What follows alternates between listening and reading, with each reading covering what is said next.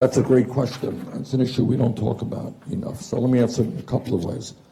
For a start, for whatever reason, I don't fully understand it, the United States has largely, except in emergency situations, turned its back on Latin America.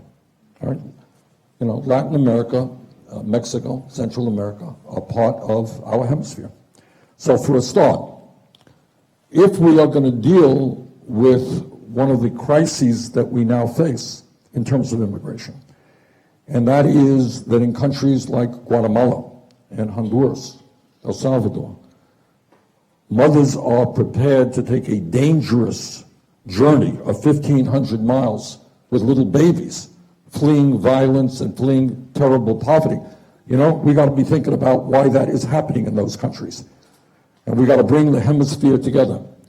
And I won't say on my first day, because I already have made enough promises for what I'll do on my first day.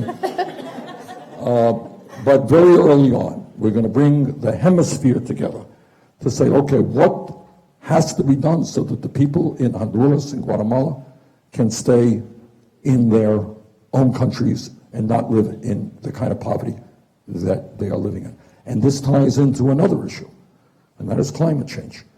In Guatemala alone, anybody here from Guatemala? Hundreds of thousands of people have seen a significant decline in their already low standard of living because of climate change and their inability to grow the crops they need to feed their families. So as a hemisphere, we've got to come together not only to deal with immigration, not only to deal with poverty, but to deal with climate change. Third point, and that is, all of you know that the history of the United States' relationship to Latin America has been, to say paternalistic would be an understatement. All right, the so-called Monroe Doctrine. You're all familiar with the Monroe Doctrine. And what it said is, it's a great doctrine if you're in the United States, which says the United States has the right to intervene in any country around the world, in Latin America. So back in the 1970s, the United States, Richard Nixon, Henry Kissinger, overthrew the democratically elected government of Salvador Allende because he was a threat to the corporate interest in this country. All right, overthrown governments in Brazil, overthrown governments in the Dominican Republic, supported terrible people in El Salvador, which resulted in God knows how many murders and deaths.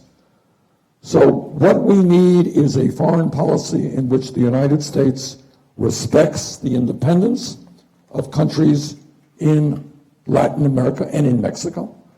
We work together to improve the standard of living of all of our people. I voted against NAFTA, okay? And I did it not just to protect workers in the United States, but to protect family farmers in Mexico.